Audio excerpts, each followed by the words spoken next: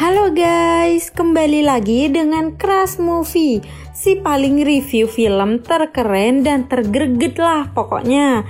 Nah, bicara yang greget-greget nih, kali ini film yang akan kita review dijamin greget banget ya guys, yang judulnya Psioners. Film ini bergenre action thriller yang tayang pada tahun 2013. Walaupun sudah lama nih, tapi film ini masih banyak ditonton oleh anak muda zaman sekarang ya. Bercerita tentang seorang anak kecil yang tiba-tiba menghilang dan membuat orang tuanya mencari dengan caranya sendiri. Tapi kita akan banyak menduga-duga tentang pencurinya nih. Oke, tidak usah berlama-lama lagi, yuk kita langsung ke filmnya aja ya. Tapi kalian jangan lupa untuk subscribe, like, komen, dan share juga ya guys.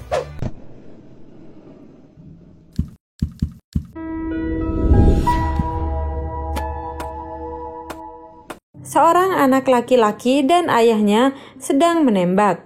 Ayahnya ini bilang pada anaknya kalau dia harus selalu bersiap dalam semua keadaan.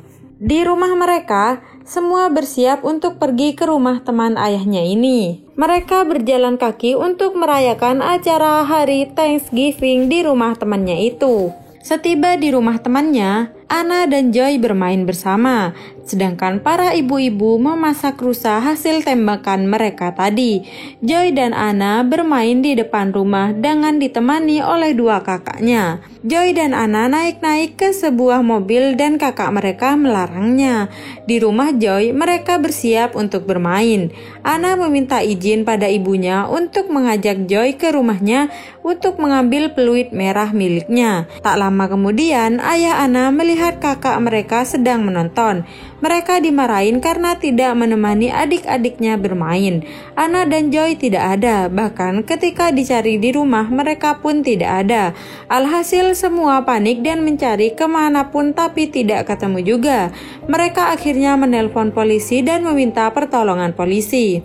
Detektif Loki yang sedang makan malam mendapatkan laporan kehilangan anak.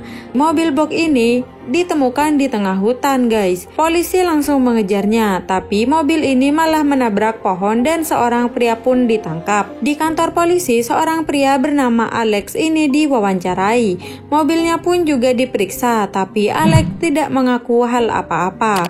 Akhirnya detektif pergi ke rumah orang tua Alex dan memeriksa semuanya di sana.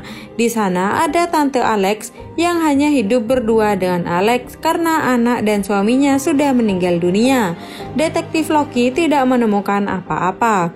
Mereka semua mencari Anna dan Joy di hutan, tempat mobil Alex, tapi tidak ada tanda-tanda apa-apa.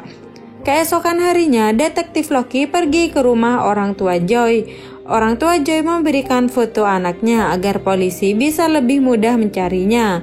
Di rumah orang tua Anna pun dia mewawancarai apakah ada informasi yang bisa membantu detektif Loki ini menemukan mereka. Orang tua Anna sangat memohon pada detektif Loki agar dia bisa segera menemukan anaknya.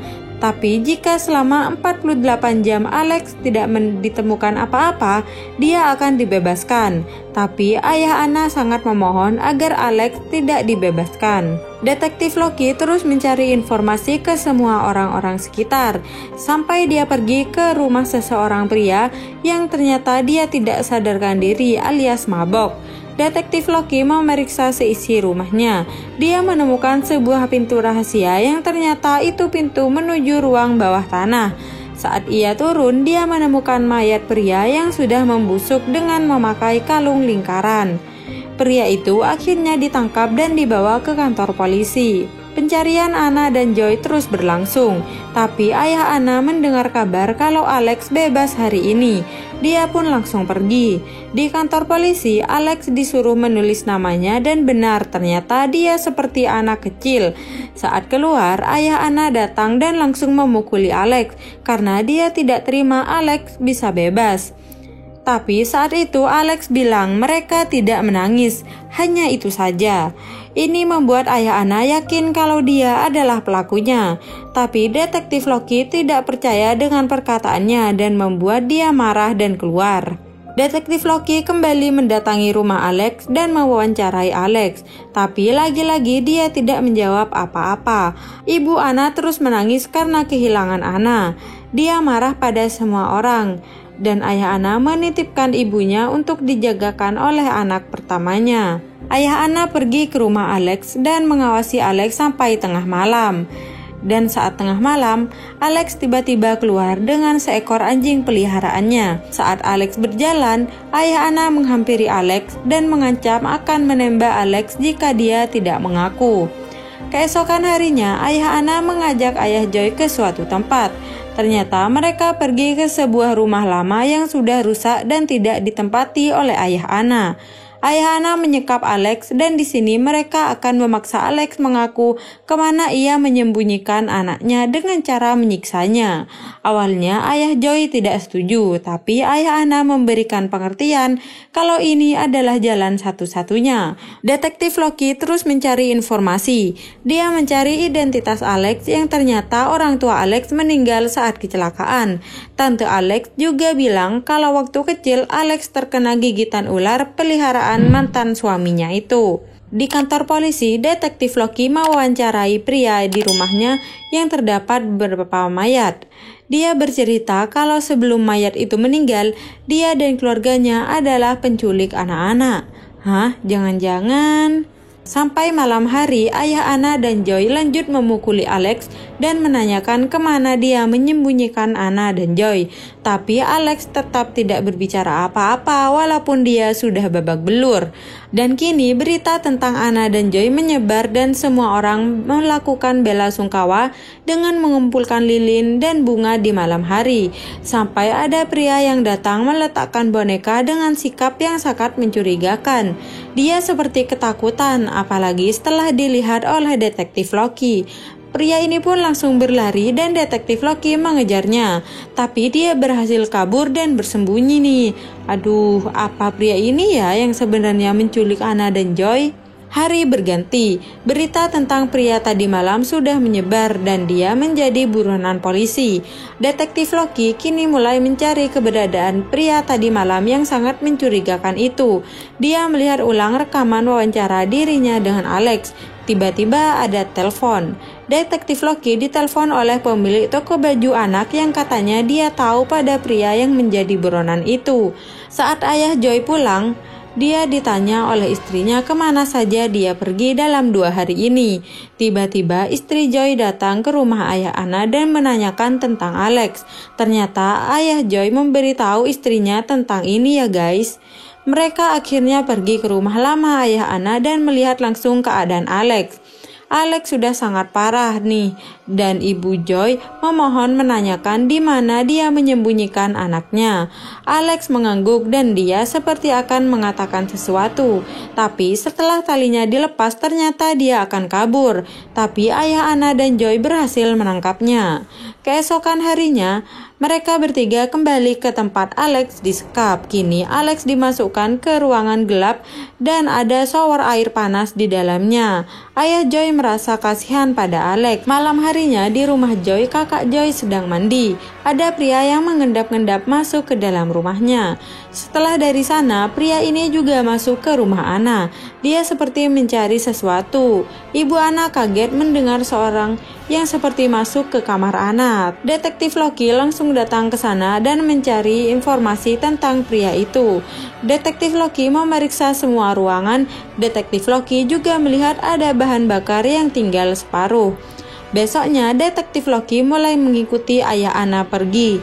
Tapi karena ada truk yang mengklaksonnya, ayah Anna jadi sadar kalau detektif Loki mengikuti dirinya.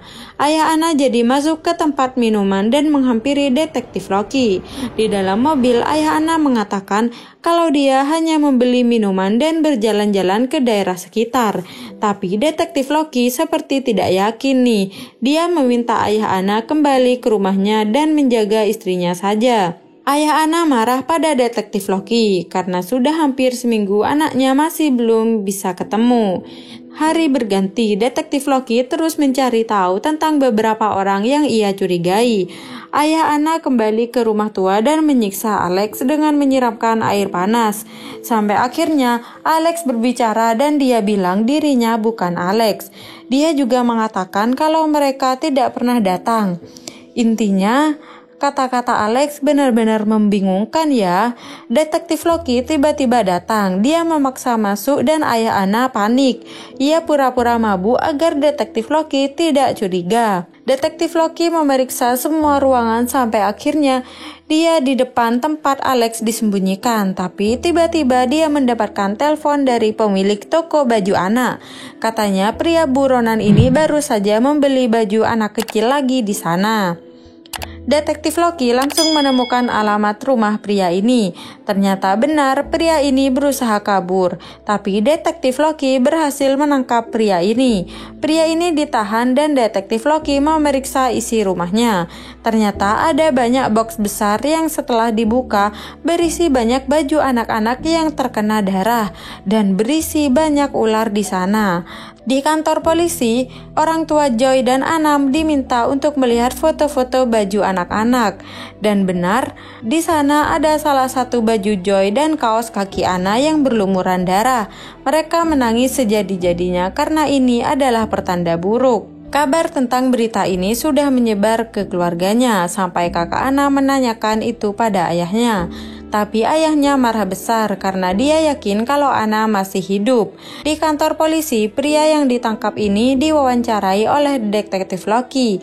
Dia tidak menjawab apa-apa, dia hanya sibuk menggambar sesuatu yang entah itu apa. Sampai akhirnya dia kehilangan kesabaran. Tapi pria ini berontak, dia akhirnya bunuh diri. Aduh, padahal belum ada informasi apa-apa ya guys. Setelah mayatnya diurus, detektif Loki melihat gambar pria itu. Ternyata itu seperti gambar peta labirin yang tidak ada jalan keluarnya. Ayah Ana masih tidak menyerah menanyakan pada Alex. Alex akhirnya berbicara dan katanya mereka ada di labirin. Ayah Ana pergi ke rumah Alex. Dia berpura-pura meminta maaf pada tante Alex dan mencari informasi tentang labirin yang dia dengar dari Alex. Tapi tantenya ini mengalihkan pembicaraan dengan menjelaskan kepribadian Alex. Tante Alex ternyata dulu memiliki suami yang sangat taat agama, tapi dia tiba-tiba menghilang begitu saja tanpa kabar apapun. Di penjara, detektif Loki masih berpikir tentang gambar peta labirin itu. Dia tidak sengaja melihat gambar mayat yang berada di rumah pria kemarin ternyata memakai kalung berbentuk labirin. Di rumah pria yang dibunuh diri itu diperiksa dan mereka menemukan manekin anak-anak yang terkubur dan terdapat gambar labirin di dinding rumahnya. Detektif Loki pergi ke rumah lama ayah Ana. Di sana dia menemukan kaos kaki sebelah milik Ana. Ibu Ana mendapatkan telepon, katanya Joy sekarang sudah ditemukan. Di rumah sakit Joy dirawat, tapi Ana masih belum ditemukan. Saat Joy sadar, dia malah ketakutan melihat ayah Ana yang katanya ayah Ana ini yang menculiknya. Kok bisa sih? Ayah Ana yang mendengar itu langsung lari dan pergi. Detektif Loki mengejarnya dan dia kira ayah Ana pergi ke rumah lama miliknya. Tapi ternyata salah, ayah Ana pergi ke rumah tante Alex. Di rumah tante Alex, dia menawarkan bantuan untuk membetulkan apapun yang rusak di sana. Tapi tiba-tiba tante Alex ini mengeluarkan pistol dan mengancam akan membunuh ayah Ana. Tante Alex ini menyuruh dia memborgol tangannya, membuang handphonenya yang berbunyi, dan menyuruh dia pergi ke halaman belakang. Di halaman belakang ternyata ada ruang bawah tanah yang tersembunyi, dan dia menyuruhnya untuk masuk ke dalam lubang itu. Karena dia tidak mau, dia sempat ditembak kakinya. Akhirnya mau tidak mau dia masuk ke dalam lubang itu. Tante Alex langsung menutupnya dan meninggalkan ayah Ana di dalam sana sendirian. Detektif Loki datang ke rumah tante Alex itu, dan karena tidak ada jawaban, akhirnya dia masuk sendiri. Dia melihat foto suami tante Alex yang memakai kalung labirin. Oh, berarti mayat yang kemarin ada di ruang bawah tanah itu adalah suami dari Tante Alex ini ya guys. Sampai akhirnya detektif Loki melihat Tante Alex ini menyuntikkan sesuatu pada Anna. Dia langsung menembak detektif Loki dan terkena bagian kepalanya. Dia juga terkena tembakan dan langsung tewas di tempat. Detektif Loki langsung membawa Anna pergi menuju IGD. Detektif Loki akhirnya berhasil menyelamatkan Anna. Keesokan harinya, Anna dibawa pergi ke detektif Loki agar dia tahu siapa yang menyelamatkannya. Ibu Anna meminta tolong detektif Loki untuk mencari ayah Anna yang kini hilang. Gimana, filmnya bikin kita selalu mengira-ngira tentang penculiknya kan? Oke, sampai bertemu di film-film selanjutnya ya guys. Bye!